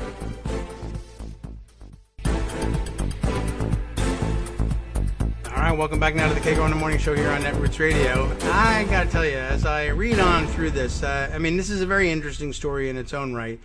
But as I read through it, it essentially seems to me like this is just a tale that leads nowhere. I don't think they ever accomplish anything, and not too much I can tell you. I mean, there's more to the story, and so it's entirely possible that there's some big breakthrough in all this, but I don't think so. And essentially, these two just dither around doing nothing, and potentially befriend people who might potentially give them information. But again, the information ends up being about the Wyoming Democratic Party, and there's really just not a hell of a lot that you can do with that information. I mean, even if you seized operational control of the Wyoming Democratic Party, what are you going to do? I'm sure they had dreams of, if I'm the chair of the Wyoming Democratic Party, I'll be invited to the Democratic National Convention and I can move into national Democratic politics. So they figured they were biding their time to move into. But I mean, so many other states from which you could have so much more influence. But I don't know. Wyoming was where they were. So there's not too much more. There's more to the article, but I'm thinking that maybe it's time to move on to other topics, other subjects and stories, just because these guys just end up floating around making some people suspicious but not others, and in the end donating a bunch of money to Democratic politicians and not getting anywhere with any of it. So actually great, pretty cool. As a matter of fact, I saw David Frum tweeting about this story earlier, and he had some interesting observations on it. One being, of course, that Dinesh D'Souza got a 5-year prison sentence for organizing straw donations like those at the center of this reported scheme. And then he went on to offer an interesting description of basically what's going on with this and so many more Republican schemes. That's kind of why I liked reading this alongside the story of the organization of the January 6th thing, and everybody's deceiving or thinking they're deceiving lots of people by hiding behind aliases and applying for permits as fake groups, etc. And Frum just sort of outlines this is the general Republican plan, I guess. And he would have been in a position to know about a lot of these too, as a Republican himself. But step 1, concoct wild fantasies about your political opponents. That is, remember that all these people are saying, well, it's okay for us to lie, cheat, and steal in the name of honesty, transparency, and truth, because the other guys are the ones lying, cheating, and stealing. So we're going to use lying, cheating, and stealing as tactics against their lying, cheating, and stealing, and then expose it. And curiously, all of these plans come to nothing in the end. I mean, they did score the victory on Acorn, which, is surprising on a number of levels. But after that, it's just been a series of embarrassments and arrests for Project Veritas and their ilk. And then these guys train over a years-long mission to take over the Democratic Party from Wyoming. And by the way, the very end of the story, the very last item in the story, just in case you were wondering what happens with all this. Last week, Ms. LaRocca and Mr. Meyer married in Bighorn, Wyoming. Mr. Beck, the conservative commentator, and Mr. Meyer's uncle delivered a wedding toast. Just thought I'd throw that in there. By the way, no word on how they explain having the wedding in Wyoming, even though they have dogs. You know, just one of the loose ends that isn't really tied up in all of that. But of course, before they got married, I guess this is the part that's supposed to make it kind of intriguing. That Mr. Meyer and Mr. LaRocca often told her colleagues, that they were committed to upending the political dynamics in the Mountain West, saying that even a deeply conservative state like Wyoming could eventually turn liberal. My plan for that, by the way, and a lot of other people have shared the same plan, is just move a lot of, liberals there. There's very few people in Wyoming. And if you moved, 100,000 liberals, committed, Democrats to Wyoming, you could probably change the politics of the state entirely. Anyway, blah, blah, blah. They were going to do this. They were going to turn everything around. LaRocca said she wanted to continue working with the Wyoming Investor Network. But then, right before the November election, Meyer and LaRocca disappeared. On October 21st, she wrote an email to her boss saying that she had to leave the country. I have a family emergency and I'm going to Venezuela as my grandmother is gravely ill, she wrote. Others she had worked with and befriended over the 2 years say they hadn't heard from her in months. Or they haven't heard from her much. She kind of dropped off the face of the earth. They lost the election, and, I guess there was nothing interesting left for them. But anyway, it turns out they came back, they got married in Wyoming. Glenn Beck went to the wedding, gave a toast, and nobody knows what happened to the fake dog. The end. I mean, that's basically it. But as I was going to read you, David Frum describing what motivates a lot of this is, one, that they've concocted wild fantasies about their political opponents. And step 2 is devise crazy schemes in response to your own fantasies. That's a very important part of what they do, right? Stop the steal, or all the people who say there's massive voter fraud going on the Democratic side, so I'm therefore justified, for instance, in forging my dead father's signature on his absentee ballot and casting it, because I know he wanted to vote for Trump, but he died before he was allowed to vote. Step 3, commit major felonies to advance your crazy schemes. And step 4, feel supremely sorry for yourself after you are indicted for your felonies. That's kind of the way most of this stuff is developing, but nobody's indicted these two yet. But he goes on to say, that's the story of Project Veritas, but also of the January 6th attacks, also of those recurring incidents of Republicans arrested for voter fraud, and also so much else. And yeah, that's kind of true, and I guess worth noting. All right, other things worth noting we'll try and cram in for the final segment of the day. Let's see. Yes. Oh, I guess I should also note, given the first two stories, I'll distract myself one more time with this from The Hill. The headline it caught my eye anyway. DHS officials told lawmakers there's concern about Trump's August reinstatement conspiracy theory. I mean, it's a dumb thing and all that, but what are the worries? I'm kind of curious about that. The Department of Homeland Security officially told members of Congress on Wednesday there's concern about this stuff. According to Politico's reporting, I'll just read the Hill's summary of it. Sources familiar with the exchange said top DHS counterterrorism official John Cohen shared these concerns while speaking in a members-only briefing in the House Homeland Security Committee. Representative Alyssa Slotkin of Michigan reportedly asked Cohen how DHS is monitoring the spread of disinformation and conspiracy, as well as how they fuel violence, specifically pointing to the Trump reinstatement conspiracy theory that's become popular among QAnon followers.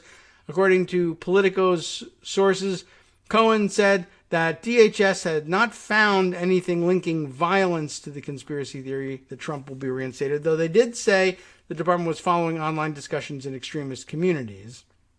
So is the connection that there's no connection? That's great.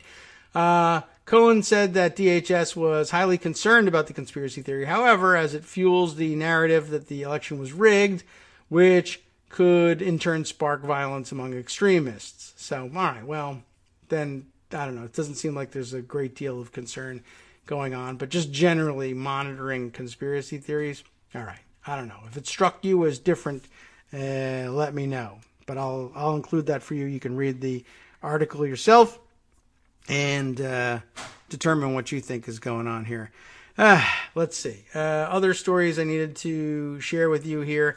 I guess since we're out in the Mountain West, a lot of people circulating this story, including Shannon Watts circulating this story of a mass shooting that we forgot to take note of from earlier in the week. Monday in Arvada, is that right? Arvada, Colorado.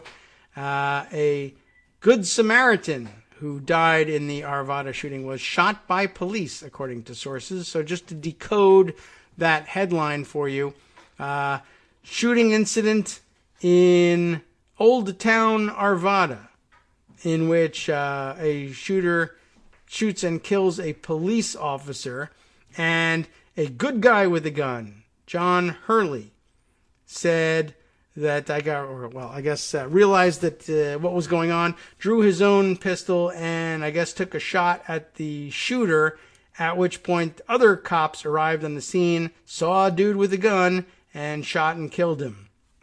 And it took him a couple days to straighten this out, but I guess that's the word, that good guy with a gun who witnessed the shooting decided to intervene, and when the police arrived, he was visible as guy with gun in hand. And of course, they'd been called to the scene for an officer shot, and this officer who shot him was probably super excited to have identified the shooter and taken him out, only to find out later, he actually took out the good guy with the gun who was supposedly stopping the shooting. So I don't know what to tell you. Things are really crazy when gunfire breaks out in real life, and the fantasy that you'll be able to come away from this unscathed, probably just not a great idea. And you should drop the whole thing. But okay, there you go. I just wanted to share that one with you. Other stories from this morning or from the last couple of days. Let me see. I got to scroll back down here. I know I had something I've been saving in pocket for a couple of days if I can find it, that Patrick Snyder forwarded to us actually last weekend. So it's been waiting around all this time. And I thought this was really kind of interesting. He just shared this tweet that said, here's an excellent thread on the reaction against the new Juneteenth federal holiday. So, we're a week past that, but it's something to think about this weekend, I think. And he actually pointed me to a tweet that's in the middle of this excellent thread, and I would like to start from the beginning because it's just, informative and draws on a lot of history and international happenings as well, international parallels, I guess. And it is from historian Thomas Zimmer, who I believe we read one of his threads not that long ago. It might have been something else that Patrick pointed us to. But he begins here. Last week, in the rush into the Juneteenth holiday, and how exciting it was that they managed to establish it as a federal holiday and celebrate it within days. And we were watching conservative reaction to it, which was kind of amazing and weird, because, as people point out, like, for instance, Zimmer's thread begins with Jamel Bouie's tweet that says, I'm kind of amazed that these folks are passing up an opportunity to do the Republicans freed the slaves, Democrats are the party of slavery bit, pointing in turn to Charlie Kirk's tweeting, which says, making Juneteenth a federal holiday isn't about emancipation of slaves. If it was, they would make September 22nd, Emancipation Proclamation Day, a federal holiday. This is about replacing July 4th, just like the 1619 Project is about replacing 1776. Conservatives must reject this. Of course, it's not about that. But it might also be like, maybe it might be, well, I mean, they would reject this, of course. There's no way you can convince Charlie Kirk that this is a good idea. But for anybody on our side who might be confused, well, why isn't Emancipation Proclamation Day a federal holiday? Why Juneteenth instead? I mean, I guess, a good answer. Well, there's several practical answers, one of which is, the timing is very good for a June holiday. Although I guess we could probably use a September holiday as well. So it's not and it was never the strongest argument. But how about maybe center the people who actually celebrate the holiday most enthusiastically and have the best reason to do so, and let them tell you when they want the holiday to be. Right? I think probably African Americans might be, consulted in all of this, and maybe the holiday should be about how they view it and how they celebrate it, as opposed to White Savior Day, Emancipation Proclamation. It's all about Lincoln. I know that would please Charlie Kirk and that would please Republicans. And there's good reason to celebrate Emancipation Proclamation Day. But, we've learned over the years in our study of history that it wasn't necessarily the purest of motives behind it. And, I don't think anybody questions the purity of the excitement people felt about being freed from slavery and finally having that opportunity, whether it was because they got the news or because the guns arrived to make the news effective. And, look, you know what? Why don't you pick the day instead of diaper boy Charlie Kirk over here? Anyway, but he goes on to say, Lincoln knew America's founding was on July 4th, 1776. I mean, John Adams differed, but whatever. He knew this was the day our amazing nation made a step from ideal to reality. Juneteenth, though, is an affront to the unity of July 4th. We now have 2 summer holidays. And one of them based on race. Shame on the GOP for supporting this, says this idiot. Well, Thomas Zimmer, who makes more sense, considerably more sense than Charlie Kirk, has this to follow up with, this example. There are interesting parallels, he says, between the reaction of American conservatives to Juneteenth becoming a federal holiday and the way West German conservatives despised the idea of celebrating May 8th as a day of liberation through much of the post-war period. And here are some thoughts, and they are interesting ones. Why Germany? Well, another interesting comparison between the American far right and Germans, for some reason, but there's a real reason behind it. May 8th. Why May 8th? Well, May 8th, 1945 was, of course, the day Nazi Germany unconditionally surrendered to the Allies. It is, or at least was anyway, widely celebrated in many countries, including the U.S. We've sort of forgotten about VE Day. We haven't really done that in a while. Victory in Europe Day, in case you've never actually heard of it, if you're a millennial or something like that. Don't blame it on millennials. But anyway, it was celebrated in one, at least, of the 2 post-war Germanys. Which one, by the way? Well, the German Democratic Republic. Remember them? That's East Germany, which was part of the Eastern Bloc and defined its identity in discontinuity with Prussian and Nazi history, because they were, of course, Eastern Bloc, and explicitly, though inadequately, as a society of anti-fascists. Of course, they were communists, but they were, in fact, anti-fascists. And I guess, you'll only find the successors to, what's his name, Jonah Goldberg, saying, see, they were anti-fascists or communists originally, and they've never given that up.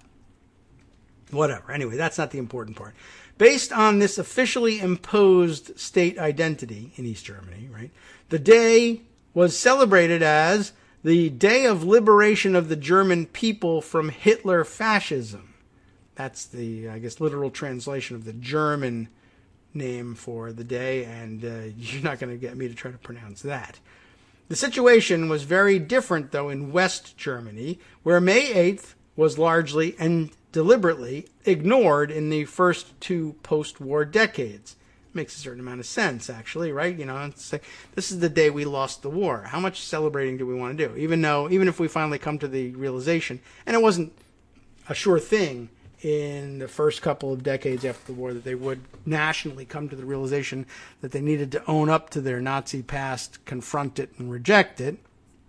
But they did eventually do that. But that was an ongoing process, and he talks a little bit about that here. This changed, the ignoring of the holiday for the first 2 decades. This changed after Chancellor Willy Brandt, as part of a general attempt to establish a more critical understanding of the Nazi past and a better relationship with Germany's eastern neighbors, including East Germany, embraced the idea of May 8th as a day of liberation in 1970.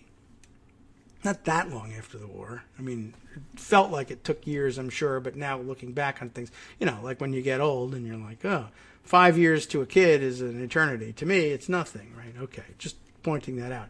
For many German conservatives, this was an outlandish provocation, made worse because it came from Brandt, the leader of the Social Democratic Party, who had been forced to flee into exile in Norway after the Nazis rose to power in 1933.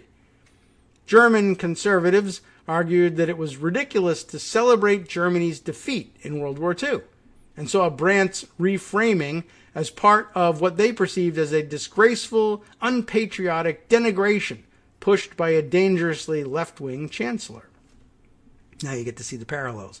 Conservatives lost the fight over May 8th, however, when one of their own, West German President Richard von, I don't know how you pronounce it, but it's like Weizsäcker, but it sure looks like Wiseacre, which, probably isn't the pronunciation, but Weizsäcker, I'm guessing. Well, I don't know how you pronounce those A's with the umlauts over it. But anyway, you probably know if you remember him because he was a president of West Germany.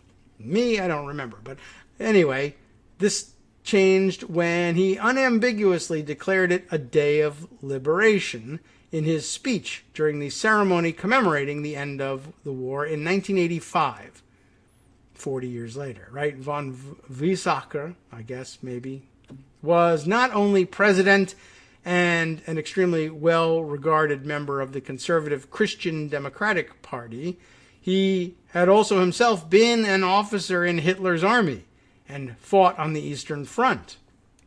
The video of his speech is made available by link in Zimmer's tweet thread here, which you'll see in the summary today. I'll do that one myself as Scott's out. Hope you're having a good day, though, Scott, maybe even listening.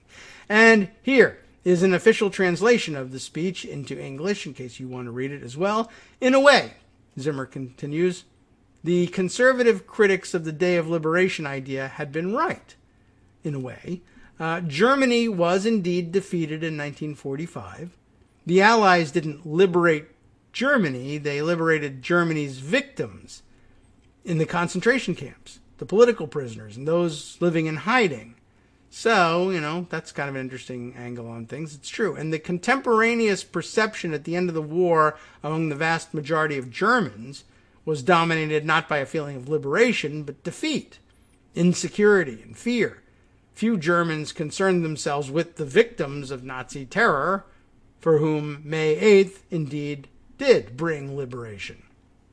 Today, May 8th is observed as a day of remembrance in Germany. It's not a public holiday, however, an arrangement that perhaps adequately captures the fact that while rejoicing at Hitler's defeat, Germans should remember on which side they fought. And yet, establishing the idea of a day of liberation was immensely important as a political project. It stated, to put it in basic terms, that Nazi Germany's defeat was something to be celebrated. The Germans should rejoice because they got liberated from themselves. The debate over May 8th was also a manifestation of a larger shift in Germany's ongoing struggle to deal with the Nazi past, a development which it also accelerated and to which it lent credence in turn. By the 1990s, the Holocaust had been elevated to the center of German national identity. Interesting, right, for them to opt to do that. As former President Joachim Gauck, I hope I'm not murdering that name too bad, put it on Holocaust Remembrance Day in January of 2015, there is no German identity without Auschwitz. That's a hell of a statement. And more generally, a consensus had formed around centering not the defeat of 1945, not the concern for national honor, but the victims of Nazi terror and genocide, and the responsibilities that follow from acknowledging Germany's crimes for the country's present and future. Let's look at how the reaction of some U.S. conservatives to Juneteenth becoming a federal holiday compares to the story of May 8th and Germany's ongoing struggle to come to terms with Nazi past more generally. There are quite a few similarities in rhetoric, style, and substance. There's the perception of Juneteenth as being established to disgrace the nation, the idea of an anti-patriotic humiliation ritual could have been transported straight from the West German 1970s. And here included is another of Jamel Bouie's tweets saying he's having a hard time understanding this tweet as anything other than anti-black racism. It is the tweet of, I don't know who that is, Pegobry. I'm not even certain who that guy is, but anyway, look, this person says, in a good world, Juneteenth would be a great national holiday about celebrating America. In this world, the entire project is about creating more anti-American humiliation rituals, right? That's what Zimmer is talking about. Zimmer then goes on to look at the tweet from Representative Congressman Matt Rosendale, who said he voted against Juneteenth. He says, there is also the fact that conservatives see themselves in a fight against corrosive left-wing subversion and claim they're being confronted with a radical left-wing agenda enacted by Biden here and Chancellor Brandt there. Same idea here when Charlie Kirk makes his tweet, right? And Juneteenth is to replace July 4th. The end of slavery, Zimmer goes on, is one of America's darkest moments. Right here he includes Matt Rosendale's infamous tweet that the intent is to replace the 4th of July with this new day when it will inevitably focus on America's darkest moments. End of slavery. The end of slavery is a dark moment. The fear that once people start questioning the patriotic white nationalist tale of history, they might also come to reject the idea of America as a country in which white Christians deserve to dominate.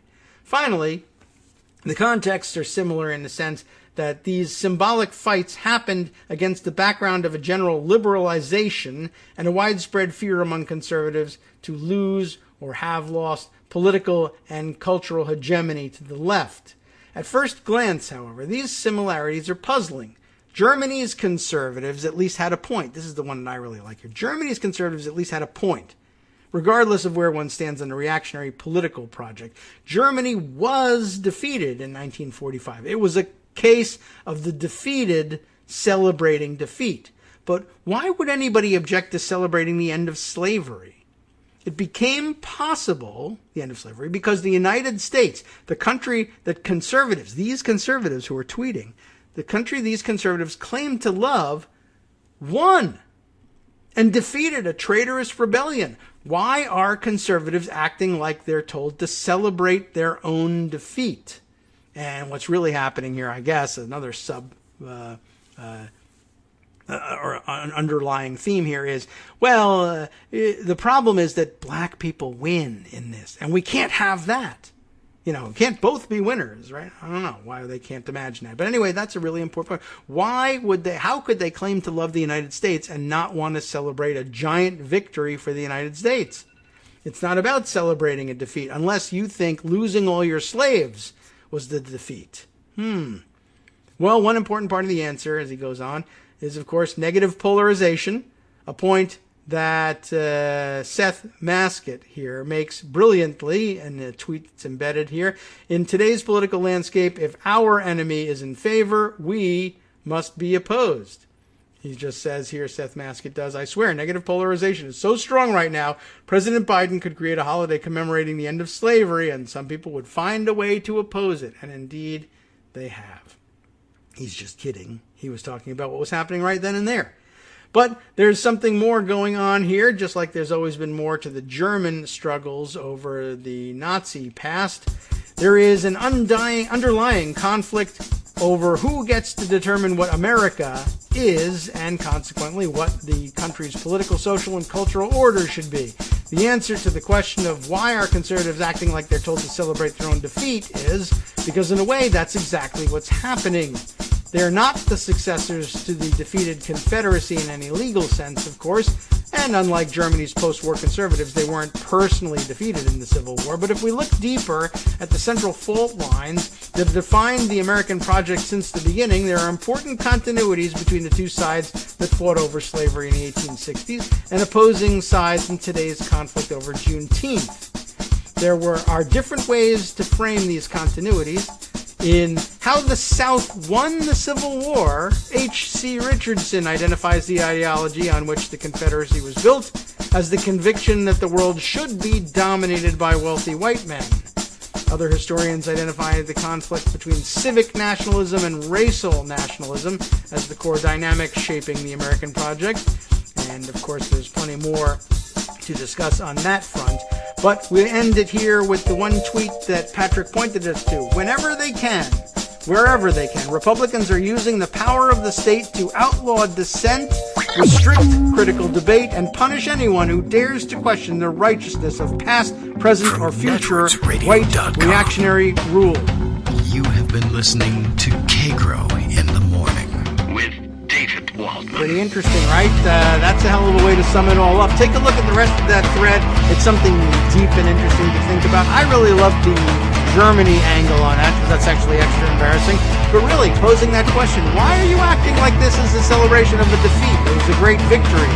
Think about this and more wider and greater subjects next.